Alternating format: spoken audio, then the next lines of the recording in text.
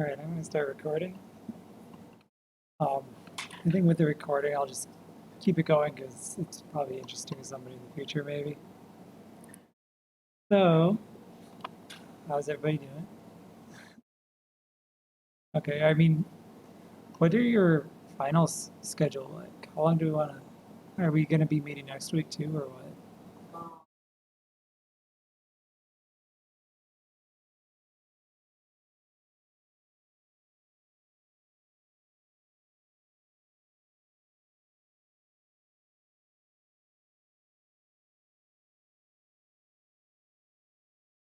Okay.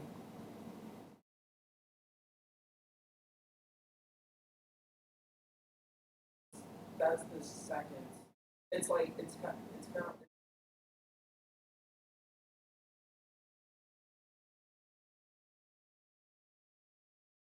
it starts the week of the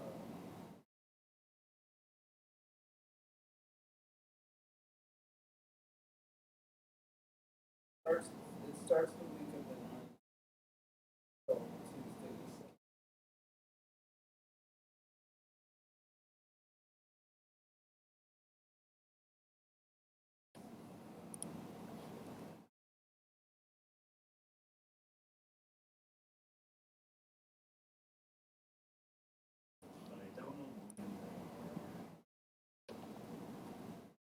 Okay. Um, my schedule like kind of just rolls on continuously, regardless of what students are doing. So I mean, I'm going to be here all summer. I mean, it's like whatever you want to do. So I'm whatever. I don't really have much of a preference. And this is just kind of like a fun break for me from, you know, real work. So I don't mind. Um, okay, so one of the things I wanted to start off with was, I kind of like see it in the future we'll be working on a team, but we all have like our differences in perspectives that we haven't really acknowledged yet. Especially me, because I kind of have a pretty, I'll admit I have a pretty esoteric taste in games and a longer history with them. So I said I wanted to sort of like list five most like personally influential games. Like not a top five of all time because that's like in a magazine or something. I wanted to come up with like a list that's somewhat autobiographical. And so I'll go first with that. And I just have a couple of videos I want to just have running in the background just for demonstration. So one of them that I wanted to mention first was the whole Descent trilogy. This comes back to, this came out in like 1996. And this is one of the few games in the list that I was actually like playing at launch. And 1996, you can imagine, was kind of a big heyday for first-person shooters. Doom was really big, and then also you had games like, Duke Nukem and other spin-offs. And so the format of, actually by 1997, you had Quake out, so things were starting to do real 3D. This game kind of exists as sort of an extreme and sort of a transition because on a technical level, this was before 3D graphics cards, and so all of the software was happening pretty much on the CPU. So it did a lot of like weird hacks that had mostly pre-baked lighting, a lot of hybrid sprites for objects, and the actual geometry was really minimal. Um, there's a fair amount of things like textures for every object and things like that, and even the limitations for how squares could be manipulated were all done by a very pretty limited engine. But yet, it's experimental because it took the whole 3D aspect to a really extreme level in the sense that it gave you 6 degrees of freedom, including rotation on all axes. You kind of end up upside down a lot, and the controls for everything used pretty much the entire keyboard because it really like crossed this line between being an action arcade game and being a proper like flight simulator. So the third game in the trilogy took things also further by introducing mission design that you see today too, but that's kind of beyond the scope. Also, this game by the time I had played it, there was actually a level editor out for it, and that was my first 3D modeling program. The level editor looked a lot like the map screen that you saw pop up there. You had a simple 3D modeling program. You would assign textures or attributes to everything. And that was really like my first experience really getting under the hood with trying to actually mod a game. They ended up releasing a level pack of user-made levels that were just really broke the game in some weird non-Euclidean ways too.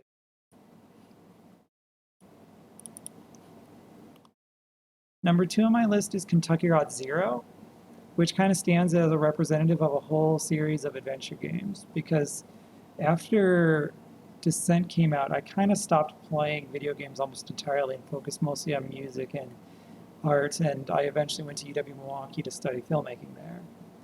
And Kentucky Route Zero is wild because it's like I've never felt that artistic background really represented in a game, because this game is really draws heavily on people that had a really similar life than me, not just in the story that it tells, but in the sense that they care about experimental artists coming from the weird film world, like Stan Brakhage or Jordan Nelson or Norman McLaren and all these like weird filmmakers that you never really hear about outside of an academic setting. This game was really built by referencing so much of their influence and their art styles and their like artistic works. As a game, it also started, I think, in like 2014. Started releasing in episodes that took forever. So when I say it came out in like 2019, that's only 2019 or 2020. That's only like the finished version. I'd actually been playing it all along. The other thing that makes this really bizarre for a video game is that it's really more like theater than any other video game, in the sense that everything is done with the way stories are told and staged and plotted out are really influenced from modern theater in a way that video games usually aren't. I actually have a lot of other stories about this game, including a road trip to meet the developers and get them to sign things and all that. But that's for another time.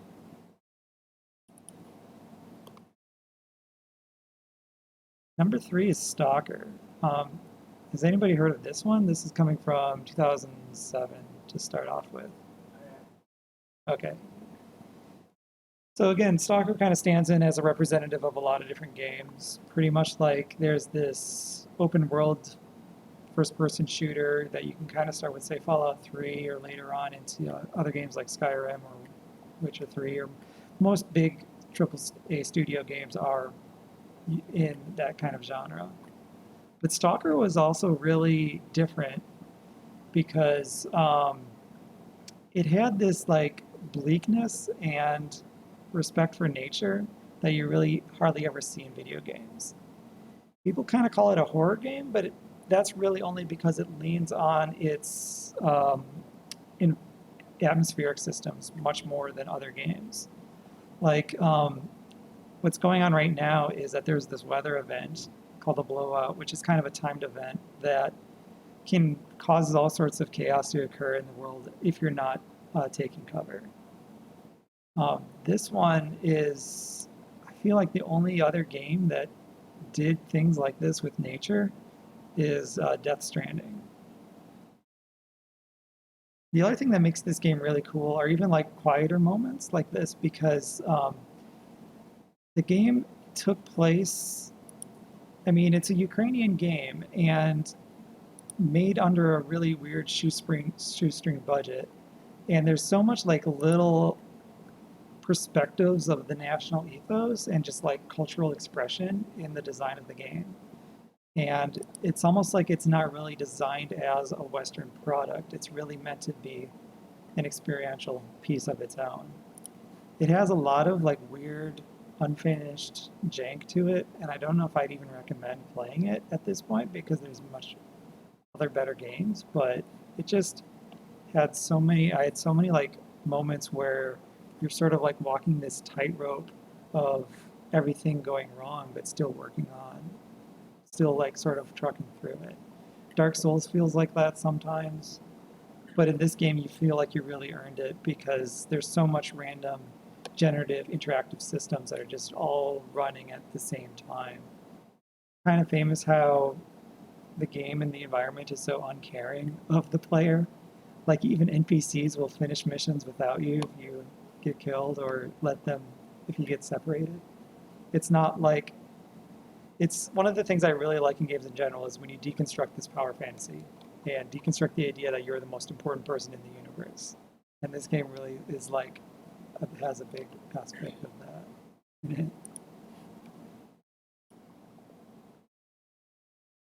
I was going to talk about Morrowind at this point because I feel like its relationship with authority and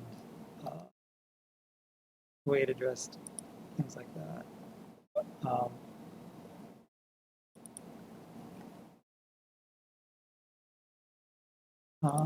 Everything is.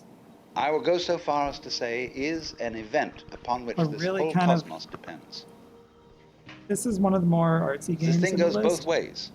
It's not only that every little organism which exists, in a sense, it's really hard to describe because it's one of those games that's just meant to be an artistic experience. The reverse is also true, that the total environment depends on each and every one of those little organisms. Where there's so that you could say this universe consists of an arrangement. The thing that makes it really mind-blowing is that everything is narrated in which by every event Watts, who is a really influential philosopher. Now, who's one of the we major screen that idea out of our consciousness, just as we pay attention to the figure and ignore the background. Culture in the 60s and 70s. So we see one way of looking at things, mainly that the organism is very frail against the environment. It lasts a long time, the environment, but the organism only lasts a short time.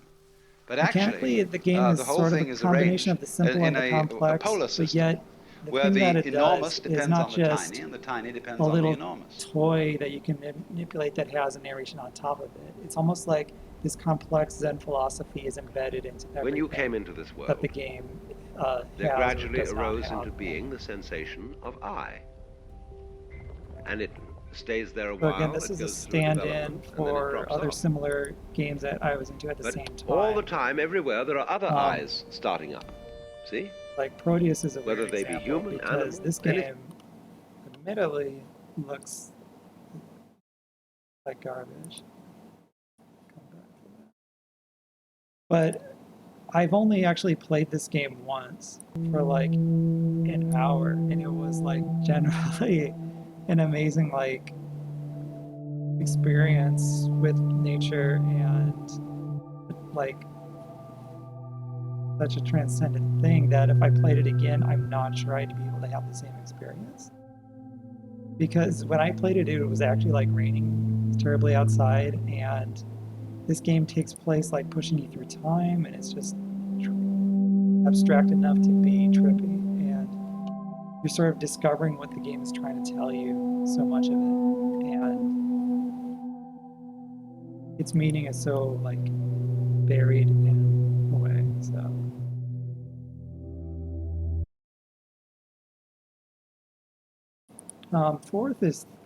Fifth is Thumper, which resonates with me tremendously because this is like a game that is almost like the game that I dreamed I wish I had made. Because I'm a huge fan of things like really expressive, abstract expressionism, and this game does that to a tremendous amount. It's also, again, a subversion of what you would expect from by being intentionally too complex and too intense for you to really pick up what's even being understood. So more so than like other music games, again, like it's almost a deconstruction of games like Guitar Hero, which really are like a fame simulator more than a music simulator. And let's see if this is working.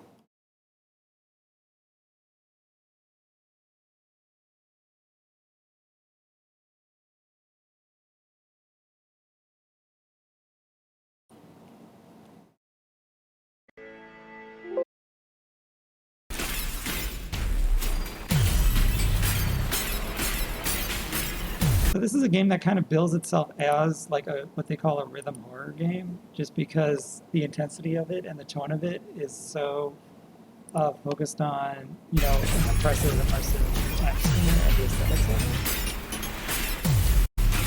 But one of the things that I love about it is that everything is chaotically yet completely well curated. And by that I mean like the levels themselves are like 20 minutes long, which is like a perfect amount of time to really get lost in the trance of it, where you can just sort of feel the length of the track and become completely just hypnotized by it, to the point where you can't really consciously react to half the stuff that's going on.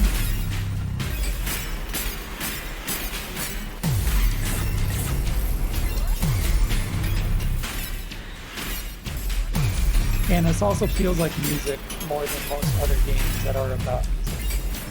I'll show you what I mean by that. That's because the band, one of the developers of it was actually from a band called Lightning Bolt, which is, I'm not a terribly big fan of them in general, but they are like sort of a speed metal band or thrash metal. They are like completely, not really improvisational, but still focused. And I noticed they exist during like in this free fall of the buttons. They play like in the module with everybody. And they're always like on the verge of everything coming together. So it's aesthetically metal, but yet it's like still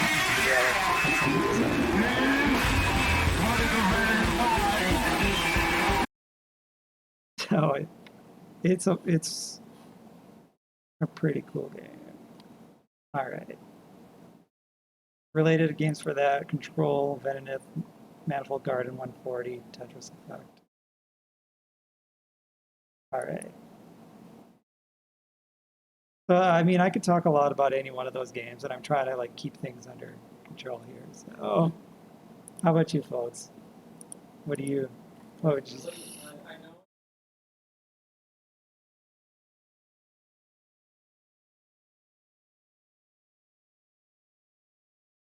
Stalker?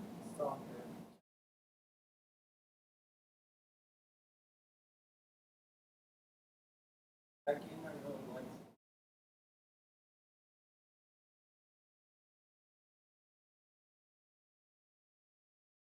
Mm-hmm. I do a lot of music. So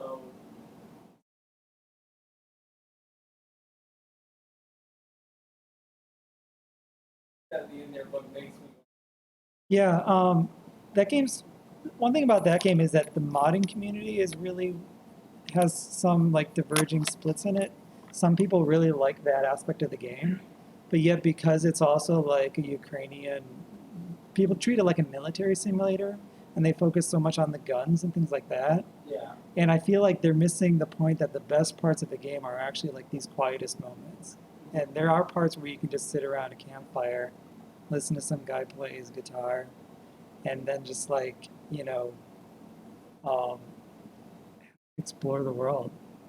But it's still a pretty like brutal world, and the horror elements there, not to be understated too, because there's like underground labs, and it actually has one of the most detailed video game recreations of the Chernobyl site, despite having a pretty far out sci-fi premise beyond that, beyond the historical presence. So there's 3 games in the series. The first one is Call of Chernobyl, which is a decent game, but somewhat kind of half-baked until it gets modded. There is Clear Sky, which was sort of like in my opinion, it's sort of like they had to push something out because they were running out of money. And it's sort of a really like bad game. And then the third game is called Call of Pripyat. And that was like the first, the third game was like the first real properly statement of a game. But it doesn't really make sense as a sequel unless you've played the first one. And then there's a second game that's not out yet, that's coming eventually. So it's a whole series of games, kind of like Descent. But you haven't heard of any of those, No, right? Okay, that's all right.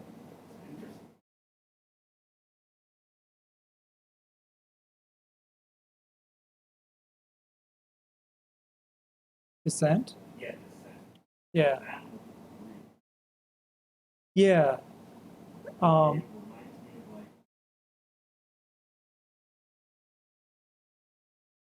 Yeah.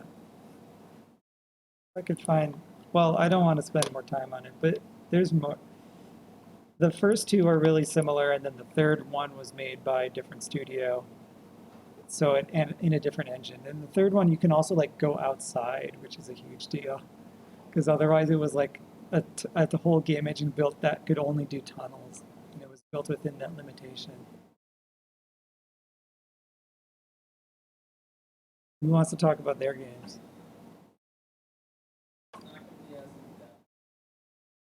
That's all right.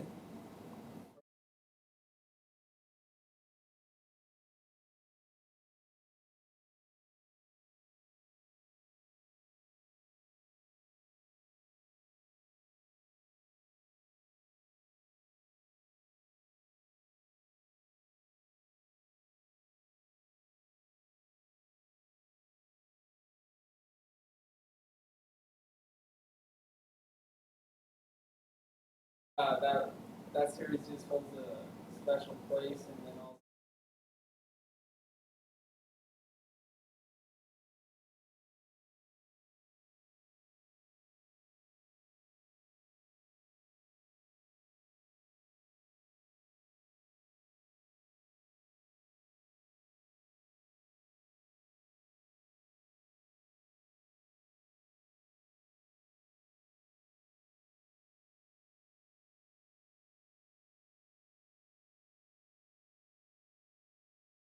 In just the game. Second one is the BioShock series. That's that was probably the first game that got me into story driven. That's kind of what I'd like to do if I were kids. I'd like to aim for because I've learned like story and character. Look for so just whenever like I played this in 17 and since then probably done 20, but before I played this so this helped me realize what's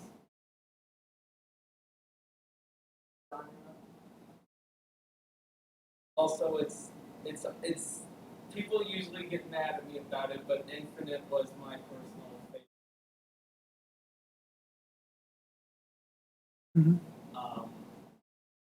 But I did really like one. Fourth if you count System Shock 2.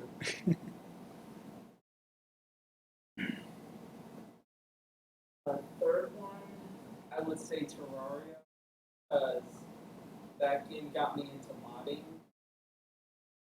I've made art, and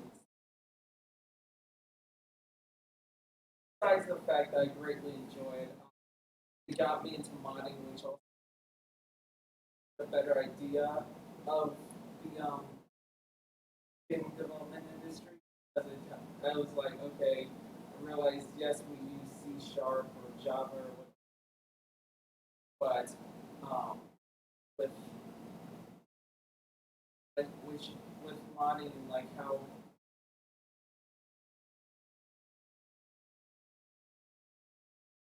um, like you really don't use. I really didn't use C# logic unless I was making class or something. Because it's all just built in that I've learned over time. But yeah, basically it helped me get into modding. So on.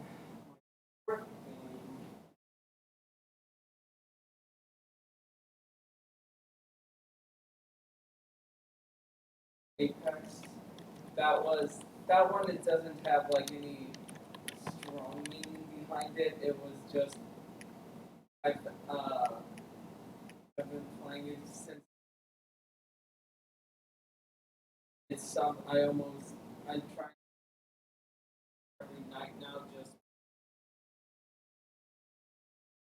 uh, I really enjoy. The other thing I really like about it is I personally liked it the most.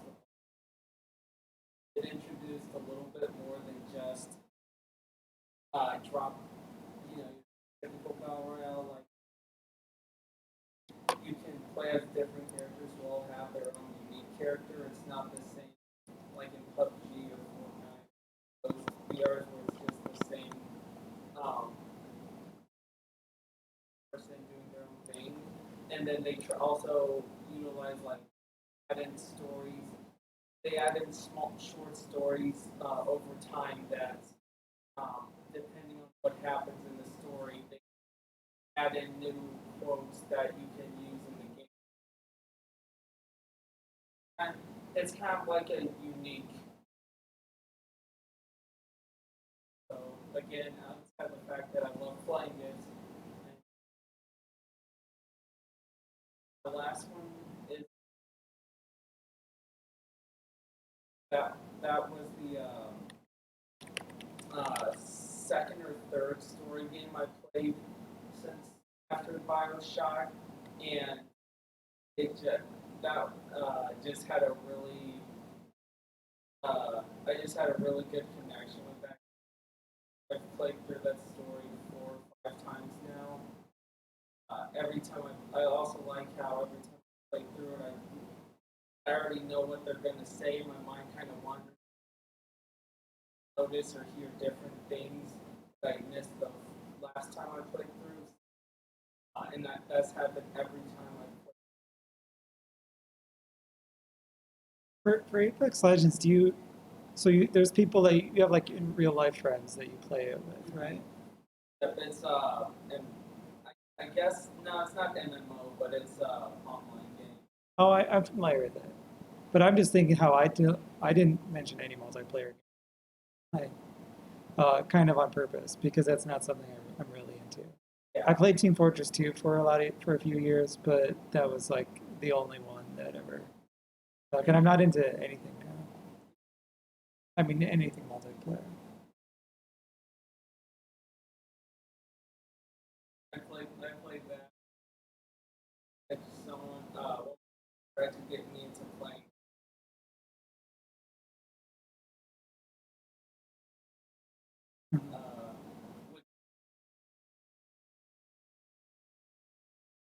It was one of those games that you like frustrate over time. So I tried to not do too much on it. But that and Terraria are two.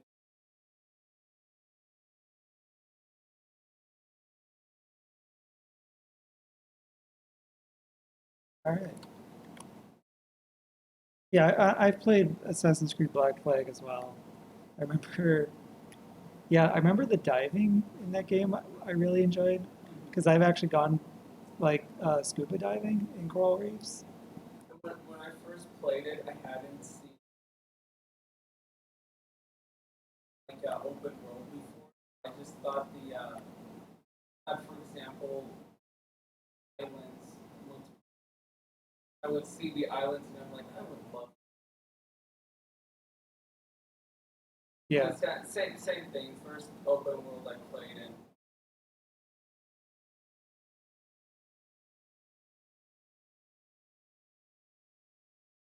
Cool. How about you, Jordan?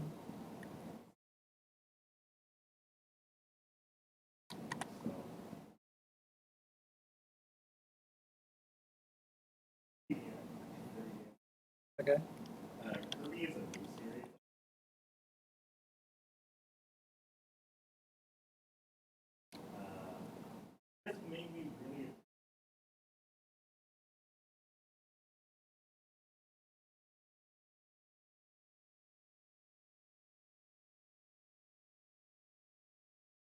things like secrets or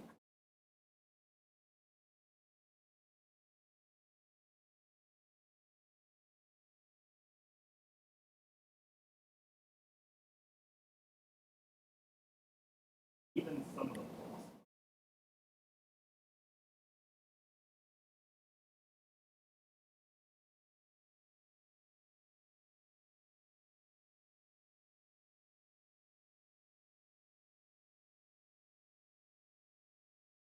Happy abilities have attacks instead of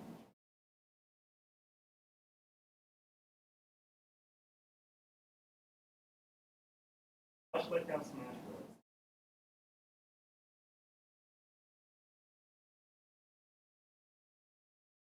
Yeah, I just played the new Kirby game, and that's one that you forget that there's a guard button. Exactly. And you don't even. You can pull up. Well, I mean, because I spent so much time like doing this dash dodge to avoid stuff, but the guard is just overpowered so much that you take literally 0 damage when you're. Can't do that, and it's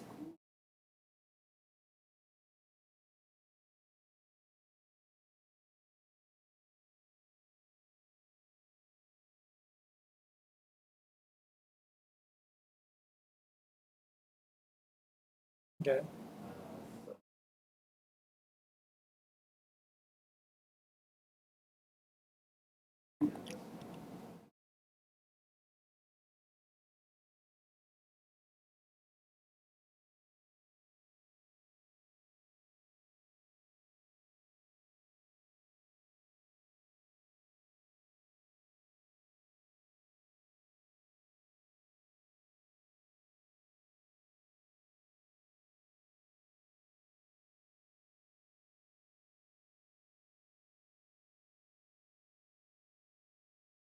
yes, there's lots of things that you can use.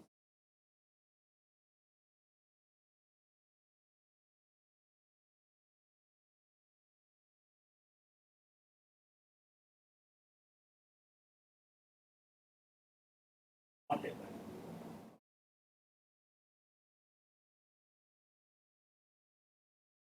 There's a weapon that functions as a shotgun, but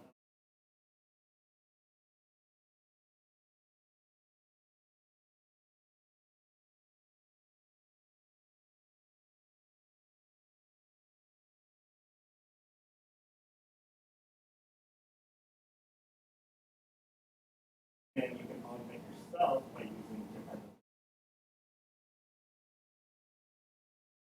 beat up on a jack.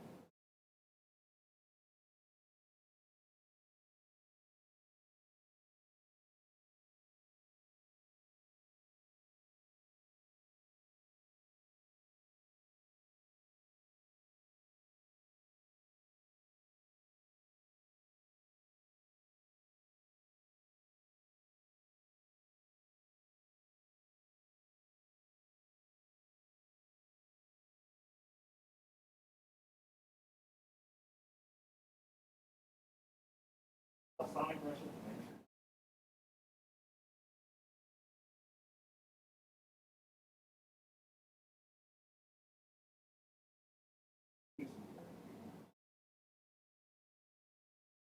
You jump off the screen.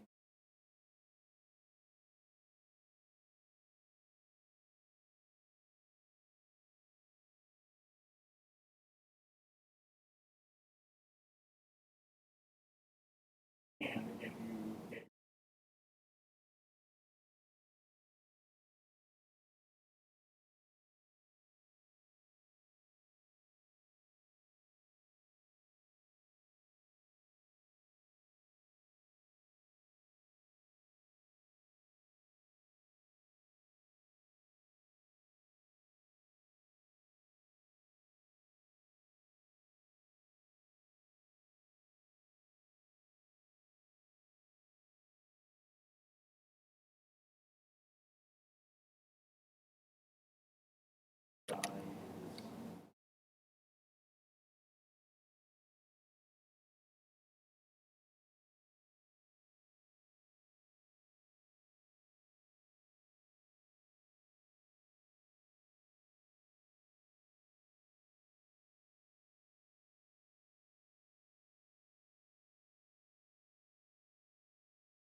lot of things you can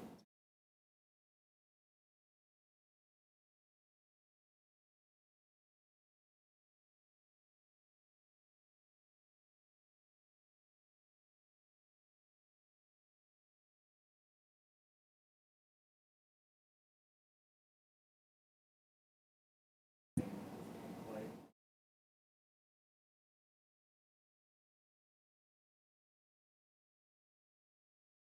It's really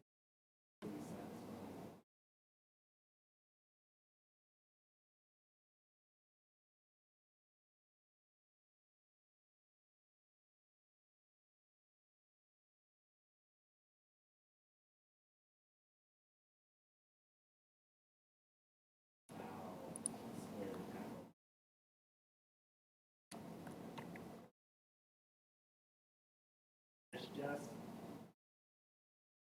It's just so much you can do. I'm seeing that thread too. It seems like player expression is like a big theme for you, you know? Compared to like say like a Metroidvania style game where there's like only a specific solution that guides your progression through something.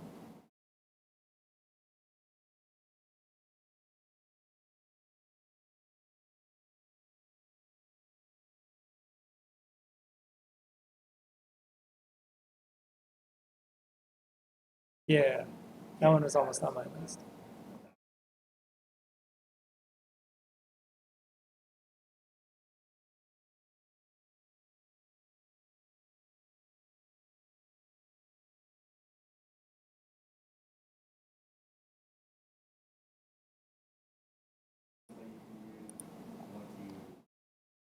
Wow. Got lots of different ones.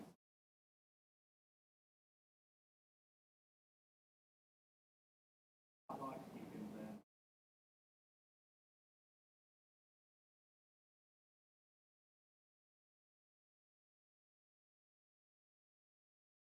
far away from them. There's some that you can do. Like there's an endless.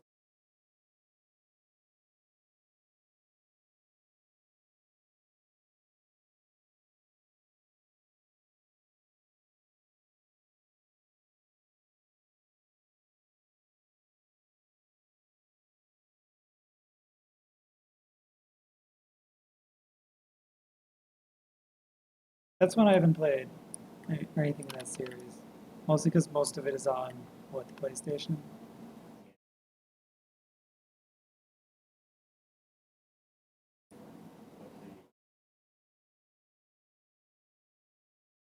All right.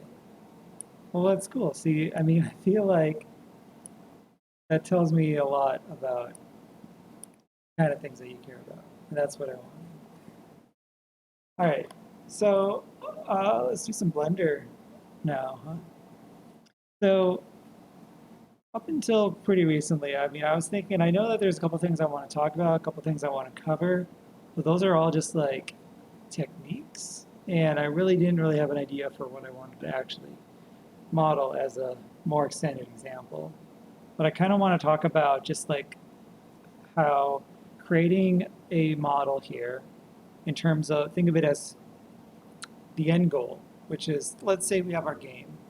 And in Unreal, there's a marketplace, and there's also model repositories, and you can download models and stick them in your game, and you can build out your world that way. But in most cases, you're really not thinking creatively about what really belongs there.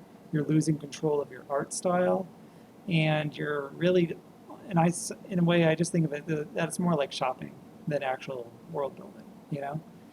So the goal here is that we want to make something that does not exist in the marketplace, or maybe only exists in our imagination, and we want to turn it into a thing that's in the game. Most people do characters, but I wanted to start off with something I could do in like half an hour. So the chair that I saw outside, I noticed that it has a couple properties of it that work really well to great problems that we can solve, and I can show you how to do this.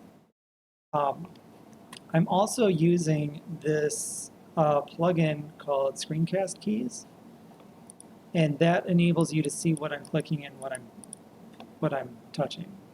Because I'm going to try to do this, I'm going to talk my way through it, but I'm going to try to go fast because going fast is one of the reasons that Blender is a good tool. Because once you know it, you can just sort of, get your ideas out pretty smoothly.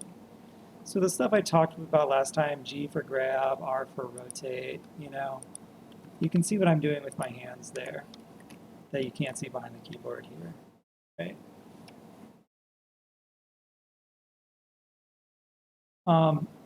Okay. So one of the first things I ask myself when I'm modeling this is like, what's an appropriate starting point? And also, what are the lines of symmetry? So for this object, I can tell it has a line of symmetry that goes right down the middle. So an appropriate place to start is actually to turn on this mirror modifier. And that axis right there is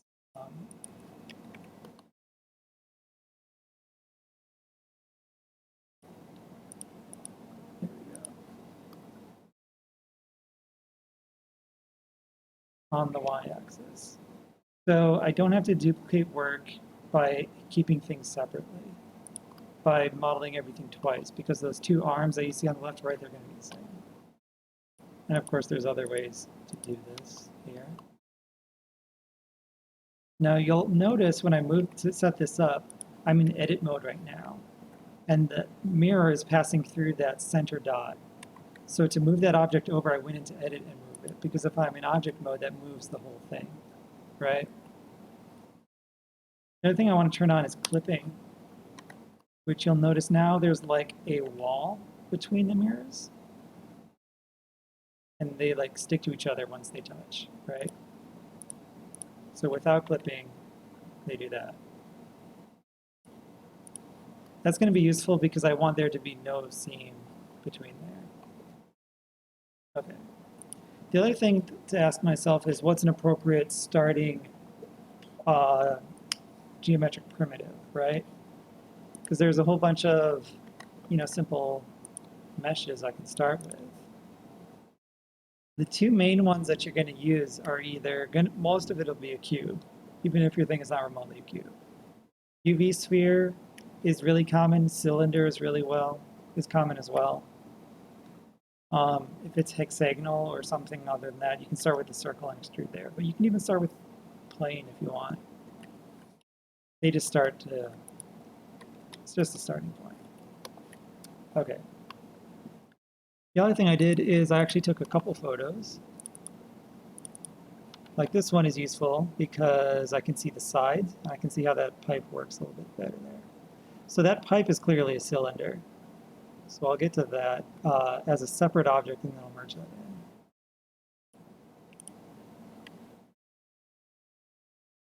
All right. And you'll notice this isn't like photogrammetry. I'm not like converting the photo into a 3D object or anything like that. I'm just using it as a reference. I could perhaps use some measurements if I wanted to.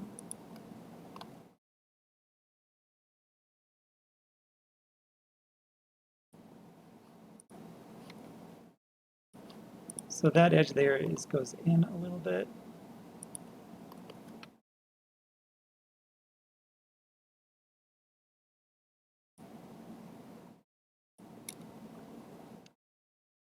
I'm going to use the bevel tool here.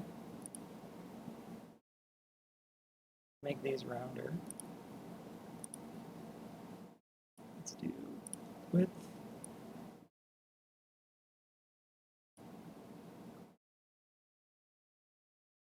Pretty good there. These edges here are also beveled, but not nearly as much.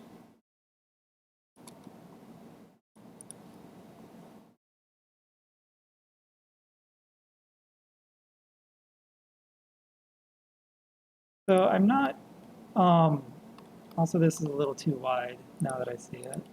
So I'm going to select that face. That's about right.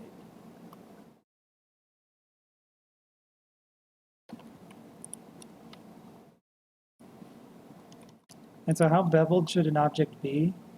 Like that's level 6 there. I mean, I'm doing it just enough to get the basic shape of it right.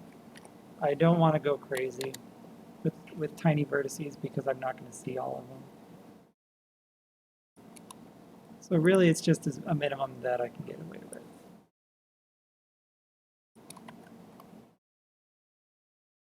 Also, you'll notice I can still see some stepping in there.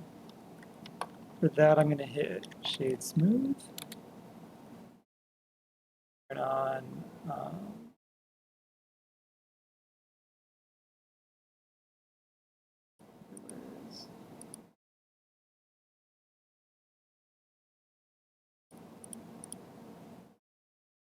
Normal's Auto Smooth.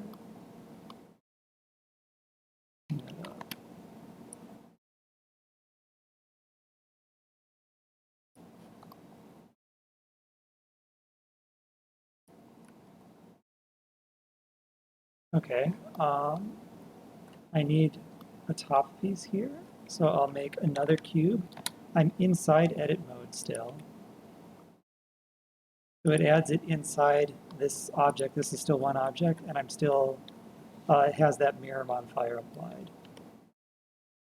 That cube needs to go on the back.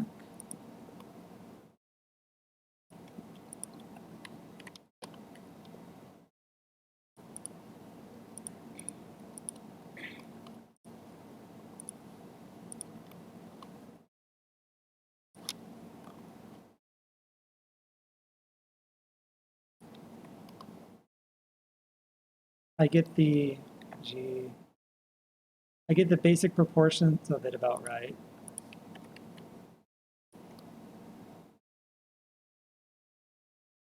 This should be a little lower. And I see it comes out a bit in the middle there, so that's a loop cut right about there.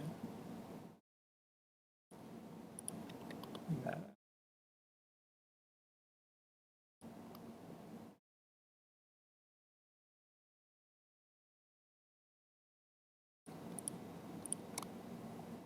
And I don't normally use bevel this much, but this is a good case to round out that. Make that kind of smoother.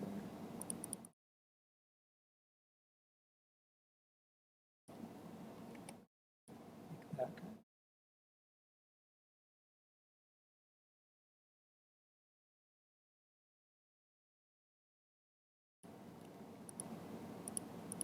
Select that whole loop all the way around.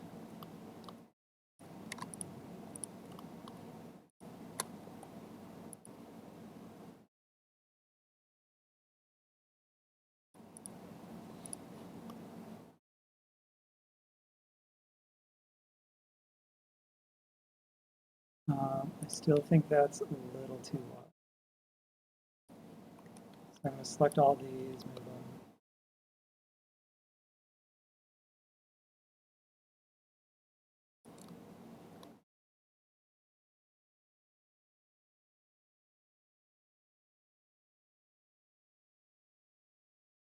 So I got these extra vertices in here I don't need.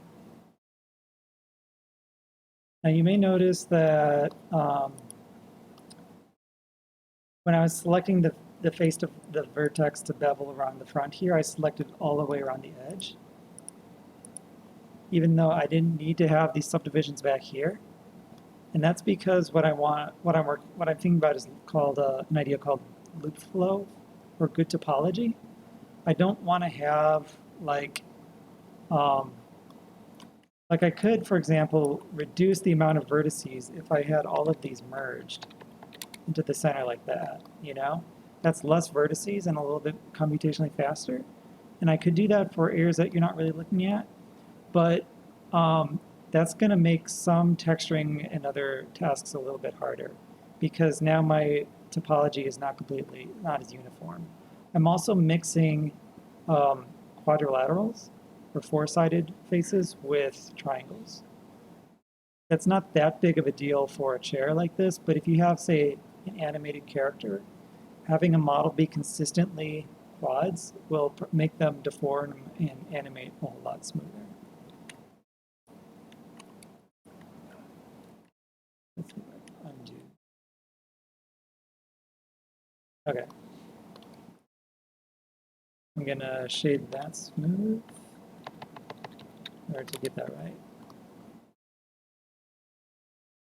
A little chunky on the bottom, but I'll leave that for now. Okay. Now let's talk about these pipes. I'm going to make a path.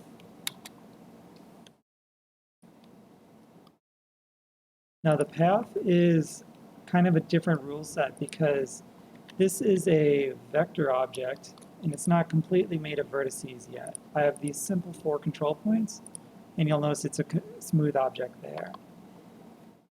It's also 2-dimensional. Well, I mean, it's on a 3-dimensional axis, but it has there's no faces for it to draw because it has a width of 0. So this is going to be invisible if I try to light it. So I can do some things here to extrude it, or actually not extrude, but by beveling that, I can turn that into a tube of a shape.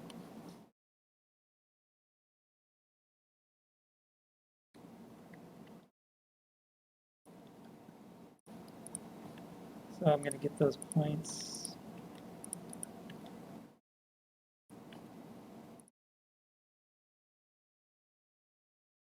This.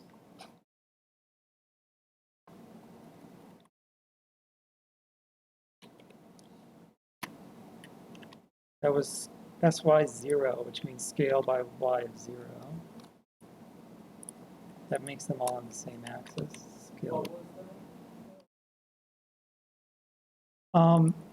S for scale, Y is the axis, and 0 basically multiplies everything on that axis by 0, which is another way of making them all the same.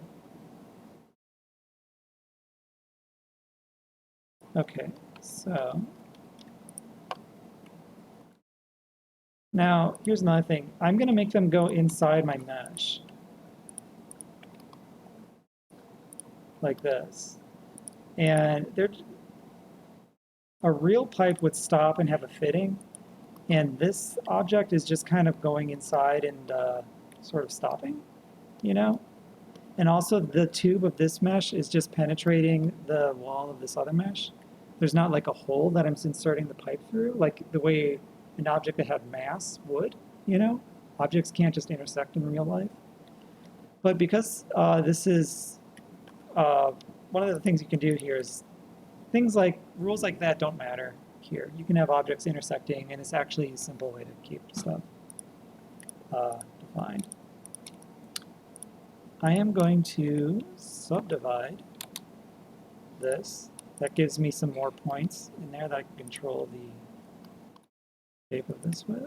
Bring that in and just try to like tweak these.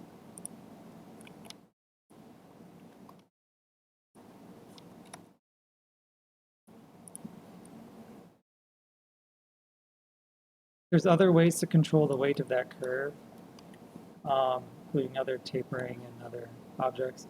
Subdividing is a reasonably simple way. I'm going to subdivide this as well.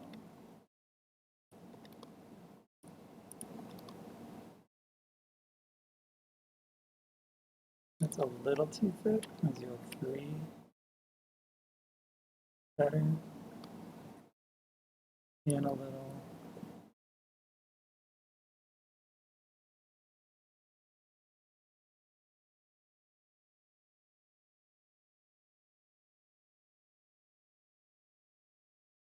Again, you can see it because this is a curved object. I can kind of decide like how many vertices, how many little triangles I want in there.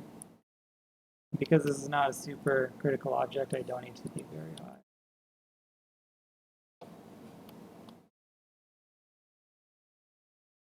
Okay. That's a little too tall. So one of the things I like about 3D graphics in general is I'm making a lot of little decisions, and I'm making a lot of perpetual tweaks to how this is going. I'm not ever, there's very few times where I'm actually stuck on something.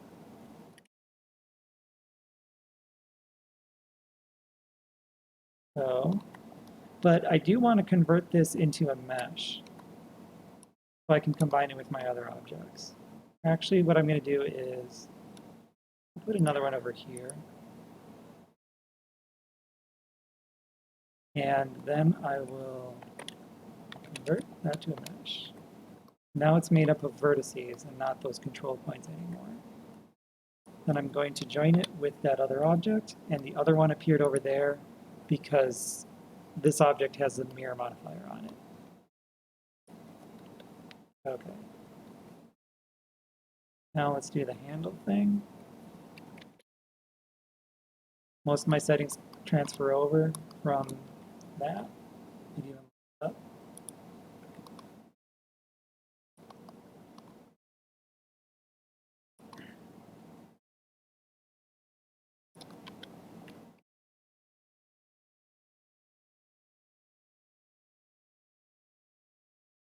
Don't need these points.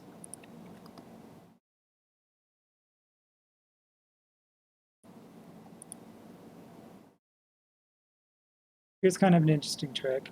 I can put my cursor on that point, select these 2 points, and then scale around the cursor to sort of tweak the curvature of that. That needs to be a little wider.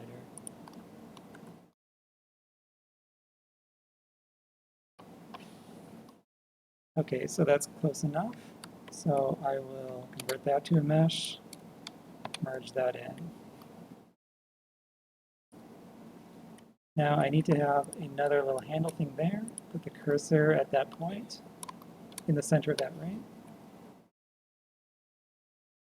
Put a cube there.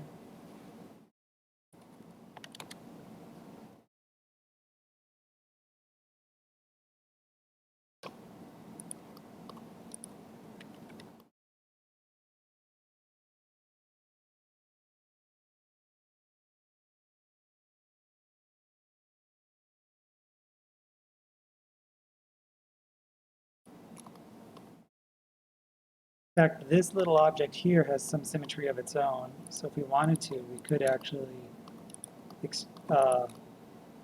make that a separate object and then merge it in. Let's try this.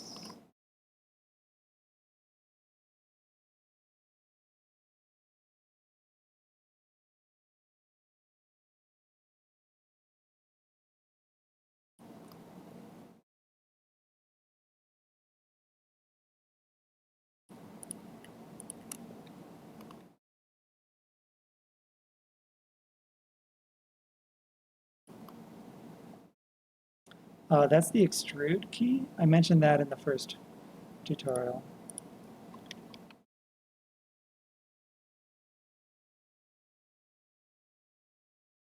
I want these to be flat. Let's go back to visual origins.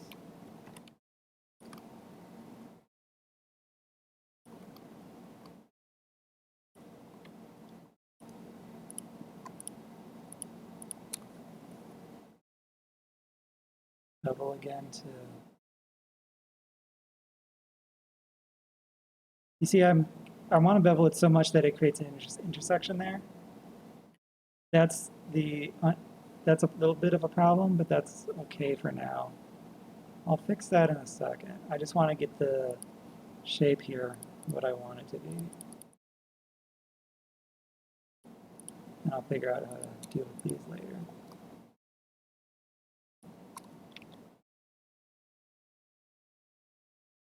Alright.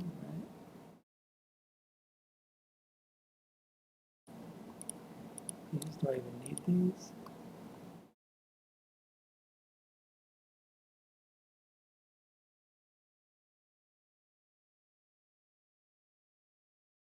Okay. Probably smooth the inside of that too.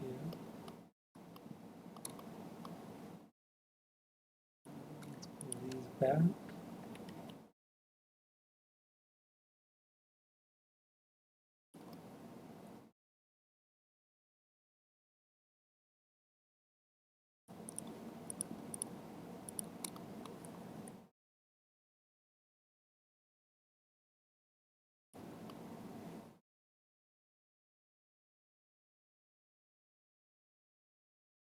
There's a lip there. And again, how much detail you need to add is another question to ask as you go. Because another way to think about it that is how close is the camera going to get to this? If it's going to be like really close to it, like that's why there's so much detail on things like hands and guns, because those are always like right in the foreground of the frame all the time. Whereas something like a chair will have a collider on it that sometimes you can't even walk up to it. So the amount of like screen space it's going to take up is only going to be like, I don't know, 10 to 20% of your whole screen. So you don't need to have microscopic levels of detail there. So even like the underside of this thing is even debatable about whether or not I need to do that, because it's not that big of a deal.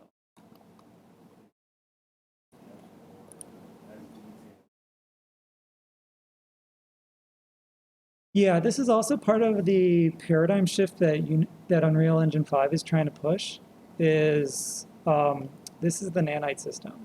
So the idea is that you try to make every object in your game as good looking as possible. They kind of call that like your hero model, right? And then from there, you let your artists do as good of a job on these objects as you want. So they're super detailed, high quality models. And then from there, you cut it down and you optimize. Nanite is a system that supposedly optimizes all that for you. If you just give it your high quality model, it'll scale down the vertex count for you pretty much automatically. Previously, you would have to make what's called a level of detail model, which is multiple versions of this chair. One that has tons of vertices, like say one that has 20,000, and then one that, if it gets far away from the camera, it'll switch automatically to one that only has 2,000, or something like that. You may notice in some of your games this thing called pop-in. Sometimes as you get closer to an object, it'll like pop from the low-res version to the higher version. That's exactly, that's a level of detail switch. And Nanite is kind of like doing that on the fly per frame, so it's smoother. It's like always retopologizing the object continuously instead of in discrete steps.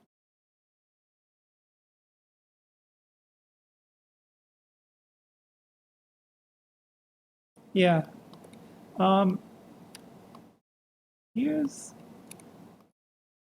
the. I'm going to keep this vertex here. Oh wait, no, I have an issue. I have two vertices that are right here.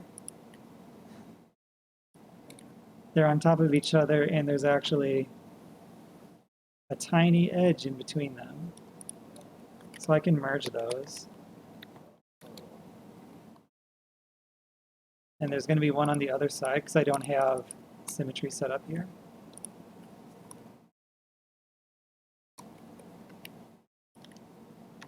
So I can tell they're glued together if I move that all around. Now there's a whole bunch of other ways that you can tweak models. You can pull edge loops around and like delete entire loops, like edge loop and things like that. And that's one way to like reduce the amount of vertices in your model.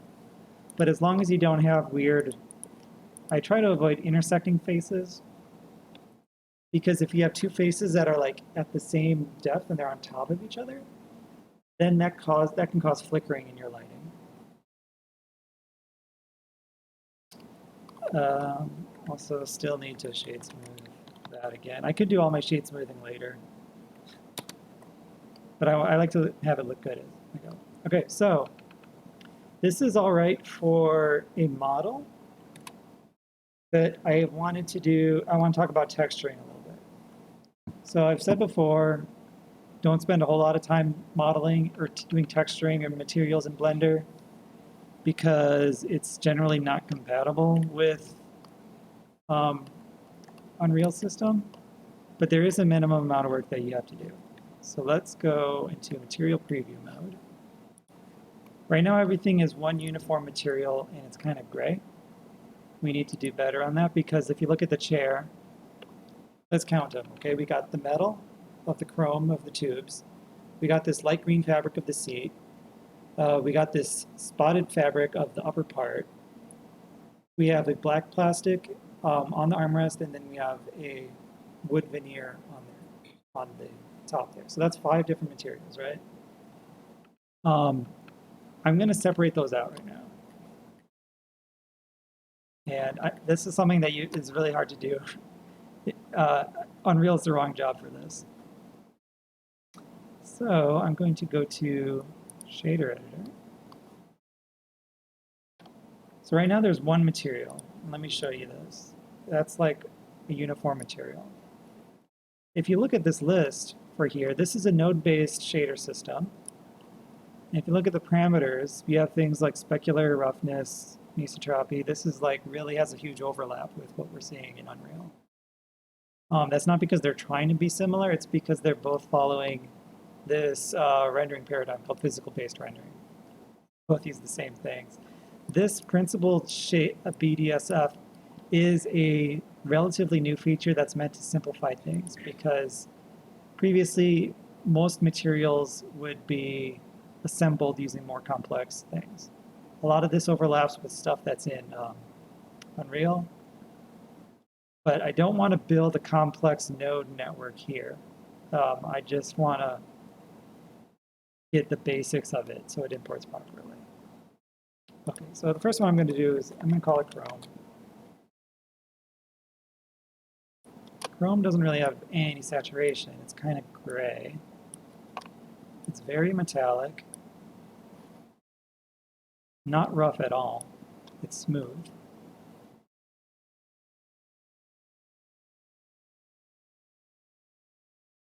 And I'd say the anisotropy is pretty high.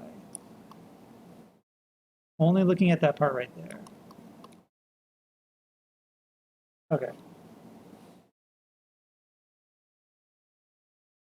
Make another material. I'll call that seat bottom. Go here, select all the vertices I want to apply to that. Hit assign. Find some basic material colors to that.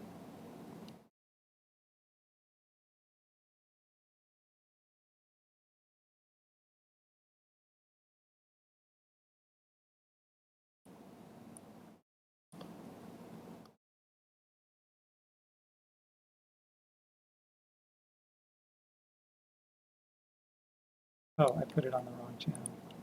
Shoot. I want it to be there.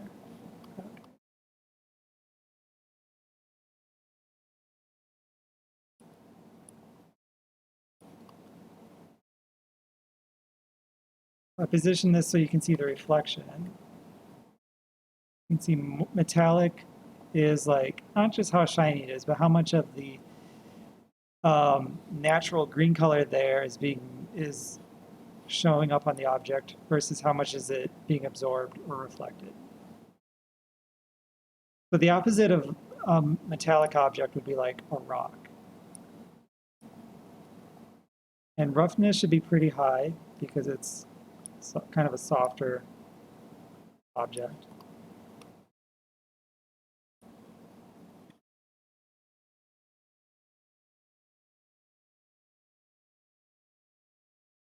Call this one top. Actually, let's just duplicate this one.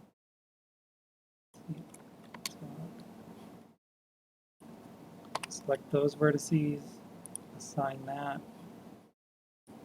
give it a color that is like that.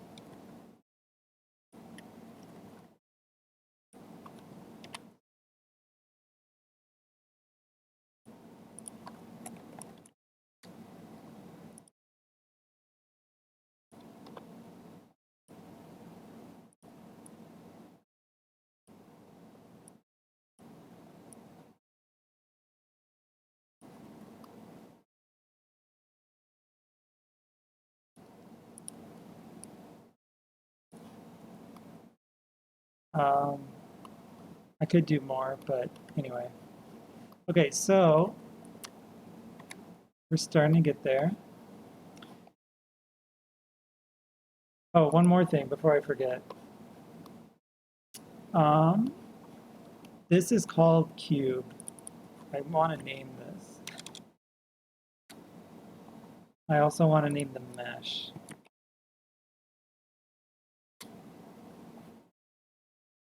Blender doesn't really care about names. I mean, it doesn't.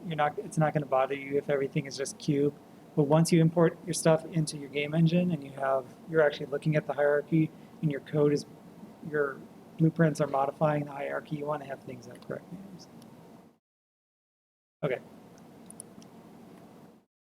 Now let's talk about UVs actually. Because that seat rest should not be just plain green. It needs to be that spotted pattern, right?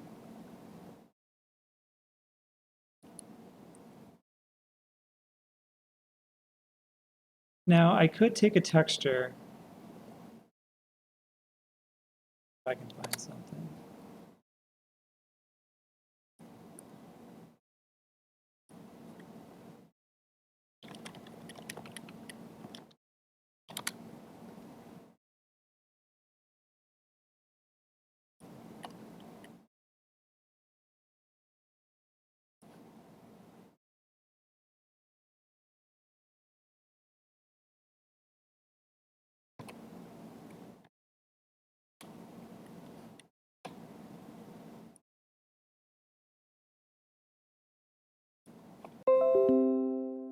This is a super lazy way to do it. I mean, you would really want to do a better job than this in real life or an actual project. In fact, if this were real life, the proper thing to do would be take your actual photo and map it to that. That way you get the exact same thing.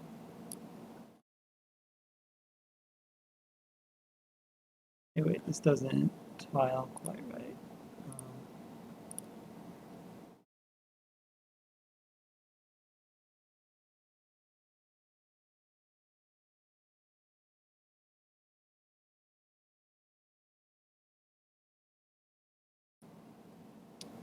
Okay.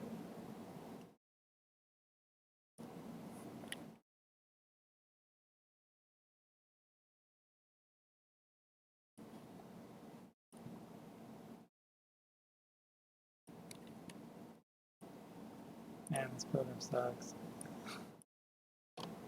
Okay. But anyway, I'm just going to save that as dots.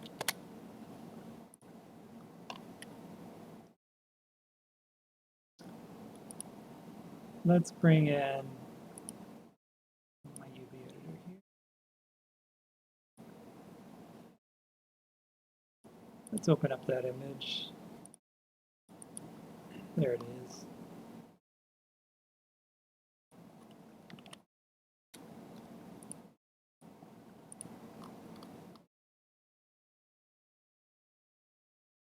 So if I just take that image and put it in there, that's pretty bad. That's not what I want, right?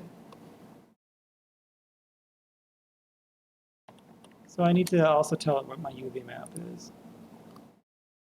Actually, I think it's doing that automatically, but my UV map is garbage.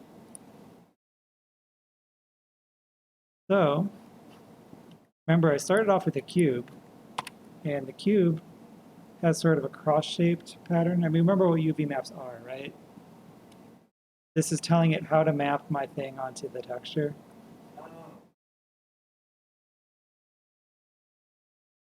Yeah, so the thing is that when I started off as a cube, and then I started pulling the vertexes around, and it sort of tried to automatically figure out what I wanted for the map, but this isn't really what I want anymore. So I'm just going to let it automatically do Smart UV Project. Give me a new map. Or actually, I can try different techniques in here. Cube projection works all right. The seam of the mirror and the seam of where the sections are, or where the seams are in the UV map, kind of create a problem. And I can fix that one by applying the mirror, because I don't need the mirror anymore. Or actually, there's an option about not mirroring the UVs. That's an option too. I think, yeah, applying the mirror is probably fine at this point. Apply.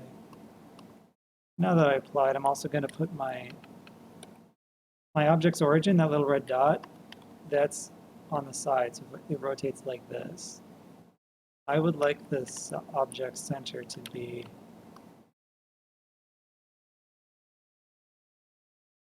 that origin to geometry.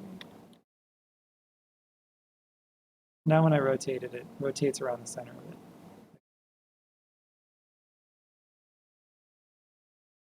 I'll select all of the vertices and just hit Smart UV.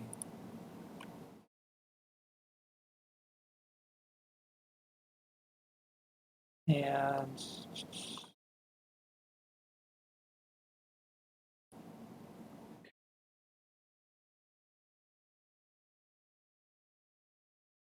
I want to scale that texture down. So let's see.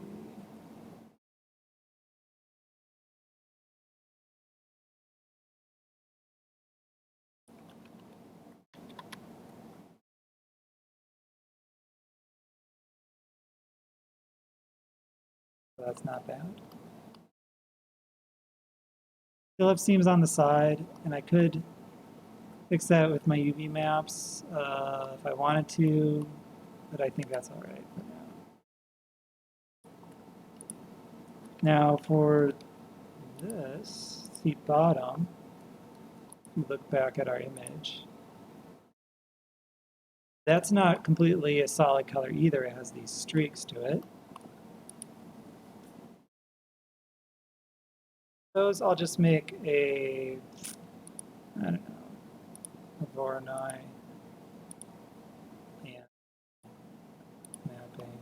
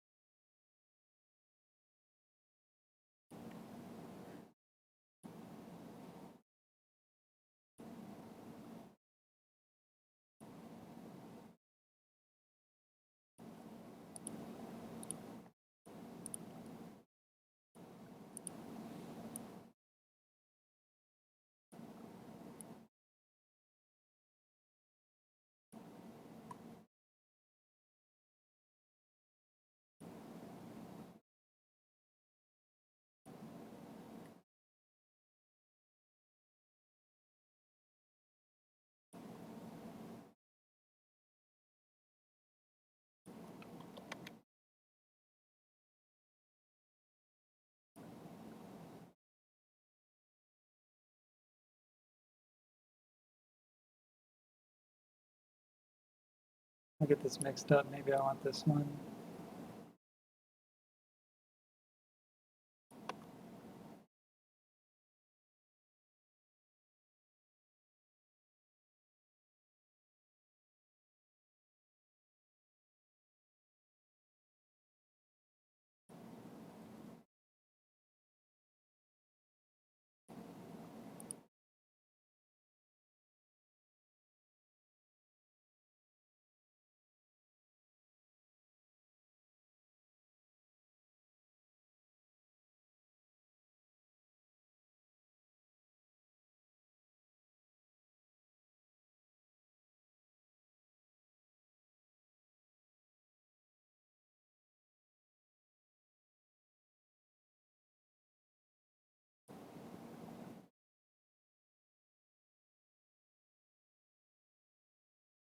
Yeah, I'm not sure what I'm doing wrong here, but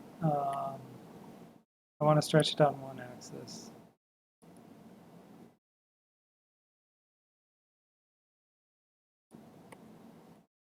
But anyway, I'm creating a noise pattern that'll be stretched along there, and then you can also use that as a normal map to put in like little bumps on there. So, got it for time. But basically that's the main thing I wanted, the whole workflow that I wanted to go over. So we started with a cube, model it, get the geometry in order, using modifiers and some basic tools. We specified the materials and then set up just basic parameters of those materials. But I'm not going to spend a whole lot of time fine-tuning it because I can do that. I have to do that in Unreal's mode. Just getting my materials separated and named is an optimization that I normally do for Unity is I would actually, right now it's kind of a problem that there's 5 materials on this object because that increases the amount of draw calls that I have to do. Basically, like every time you change materials on an object, it kind of has to load a new shader for each one. And I can combine all of these into a single one if I baked all of these color parameters and all of these different metallic and so forth parameters into a texture and then just load that texture as one thing.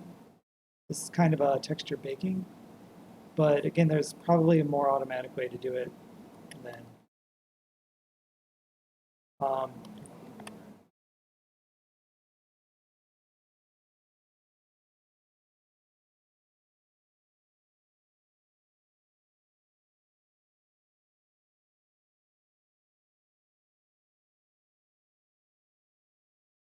Yeah, well, the thing is that what you're saying with texturing is really composes of a couple different tasks.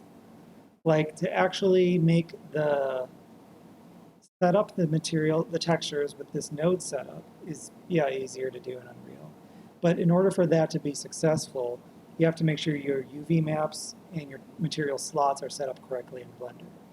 So there's still like this intermingling of responsibilities that's kind of fuzzy. And there may be different workflows or different scenarios where leaning into one more than the others, right? So I mean, it depends, yeah. And I should have done this in GIMP or taken a photograph to do a better job than the polka dots, but that's not bad, considering it's a screenshot of clip art.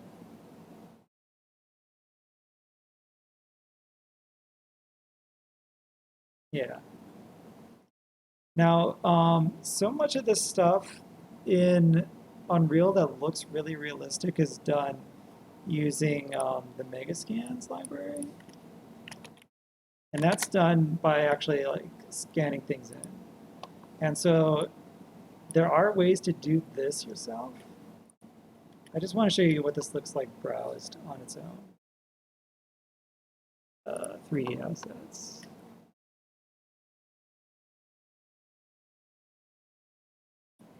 Yeah, so the reason this looks, you could model this. You know, you could start with a circle and cylinders and add this geometric detail, just like what I've shown you here. But the thing that makes it look really realistic is the detail in the texturing. Like there's all these like asymmetrical nooks and scratches and, you know, imperfections in it that really make it sell the realism. And they're not, it is possible to make textures like that, but that's not what's really going on here. They use a technique called photogrammetry, which is using a camera to take multiple photographs to reconstruct the object mathematically. It's sort of like using your camera as a 3D scanner. And that's why it's really good at doing organic shapes. So that's why you see so much things like stones and all these like clutter. Of course, manure. Why did I click? But yeah, things like this that are not really terribly geometrically primitive. It's really good for that. And again, it's possible to build a whole project out of their library, but if what you want doesn't exist or is not appropriate because they do these are on a theme, and maybe your game isn't set in medieval Japan or feudal Japan. Maybe you want to make a science fiction game or something.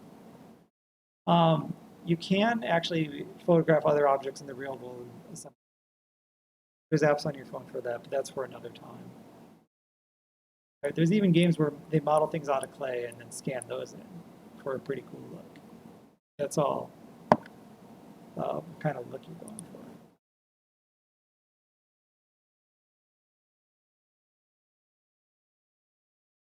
So, anything? Let me see. All right, so 7:30. Anything else we wanted to? Any other business to discuss?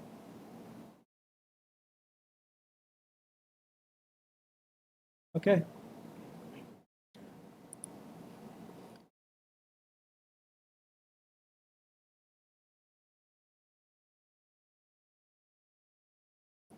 Yeah,